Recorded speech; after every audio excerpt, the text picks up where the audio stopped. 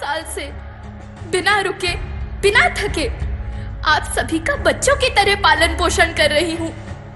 मैं तब भी थी जब आप लोग नहीं थे, और मैं तब भी रहूंगी जब आप लोग नहीं रहेंगे। पर अब ऐसा लगता है कि मैं थक रही हूँ। आपकी धरती माँ थक रही है। रसायनों का छिड़काव, रासायनिक खाद और इन सब के कारण पानी एवं हवा में जहरीलापन, यही कारण है कि मैं थक रही हूँ। क्या आप जानते हैं कि इन रसायनों के जहरीलेपन से मेरी मिट्टी वैसे ही जलती है जैसे आपके शरीर पर कोई तेजाब डाल दे। लगता है मेरे बच्चों को मेरे दुख का अंदाजा नहीं है। मेरी मिट्टी बंजर हो रही है। ये रसायन मेरी मिट्टी के उपजाऊपन को खत्म कर रहे हैं और उसमें पाए जाने वाला नमक मेरे शरीर पर मिर्च की तरह जल रहा है। मेरी फसलों की पैदावार कम हो रही है। मैं धीरे धीरे और थक रही हूँ।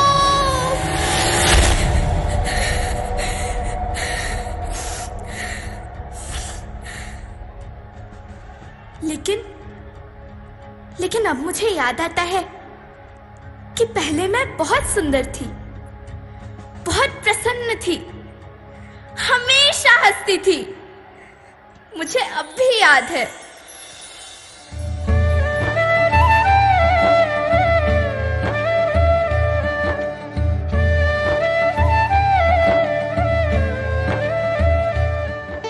मैं तुम्हारी माँ सुंदर क्यों ना होती?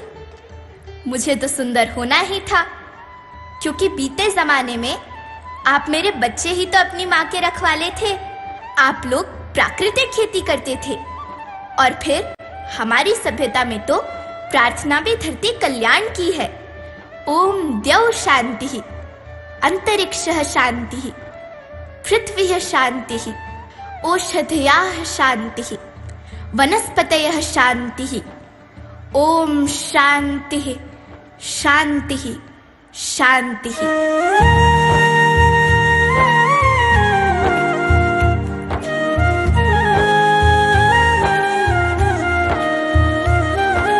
नदियाँ, जंगल, झरने, पर्वत रखना इन्हें सवार के।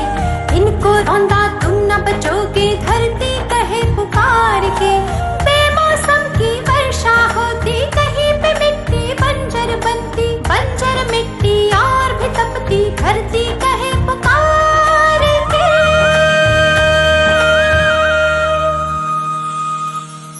हजारों साल से मनुष्य धरती की गोद में रहता आया है, लेकिन आज मैं आपसे पूछती हूँ कि आपने इसके बदले धरती माँ को क्या दिया? ये जहरीले रसायन, अप्राकृतिक खाद जो मिट्टी को बंजर कर रहे हैं, उर्वरकता को बर्बाद कर रहे हैं। आप अच्छी पैदावार के लालच में जो रासायनिक खाद अपने खेतों में डाल रहे हैं, वो अभी तो लाभ देगी, लेकिन लंबे समय में उसी रासायनिक खाद का नुकसान भी है। रासायनिक खाद जहर समान है, और तो और फसलों में पानी की खपत भी बढ़ गई है, जिससे खेती की लागत बढ़ रही है और पानी का स्तर जमीन के काफी नीचे जा रहा है।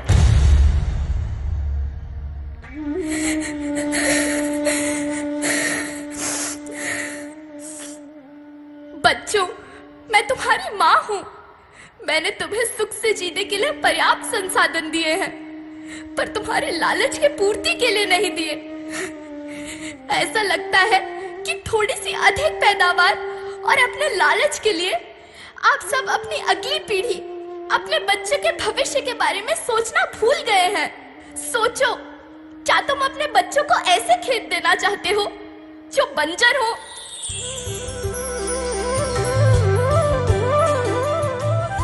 अरे तुम तो विंध्य की बेटी हो, मध्य प्रदेश की बेटी हो, भारत की बेटी हो। आओ, तुम ही मेरे बच्चों को कुछ बताओ। धरती माँ, हम तो अपने बिंद के सवै जनन का केवल इतने कहे चाही थे कि प्राकृतिक खेती या समय के मार्ग बन चुकी है। प्राकृतिक खेती या उद्देश्य के साथ होत है कि जौने जमीन और हमरे मिट्टी के उर्वरकता बनी रहे। हम सबका प्रकृति के साथ मित्र जैसे व्यवहार करे चाहिए। हम अपना से आने वाली पीढ़ी की तरफ से यह विषय का ध्यान दे के सुने और देखे के विनती करी थी। अभी न संभले मेरे बच्चे तो फिर तुम पछताओगे। नेचुरल फार्मिंग न हुई तो हाथ धरे रह जाओगे। माँ का शोषण कौन है करता, कौन है मिट्टी शहर से भरता। जब से जैविक खाद को छोड़ा, खुशहाली से नाता तोड़ा। अभी न संभले मेरे बच्चे तो फिर तुम पछताओगे, तो फिर तुम पछताओगे। लेकिन धरती माँ, आपको सुरक्षित और प्रसन्न रखने का उपाय क्या है?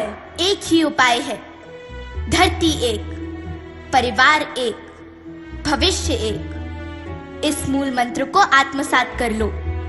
प्राकृतिक संसाधन को बचाओ, प्राकृतिक खेती को अपनाओ और परंपरागत देसी पद्धति से जैसे गो आधारित उत्पाद, जीवामृत, बीजामृत, पंचगव्य, गोमूत्र, छाछ का उपयोग करो ताकि मिट्टी की उत्पादकता बनी रहे।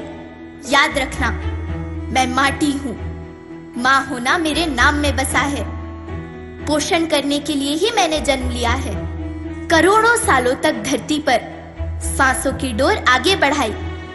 पेट भरा जब सबका, तभी मैंने संतुष्टि पाई। वो माँ हूँ मैं सबकी, जिसने जन्म न देकर भी जीवन संभव बनाया। अन्नदाता मेरे पुत्र किसान, तुमने ही तो इसमें मेरा साथ निभाया।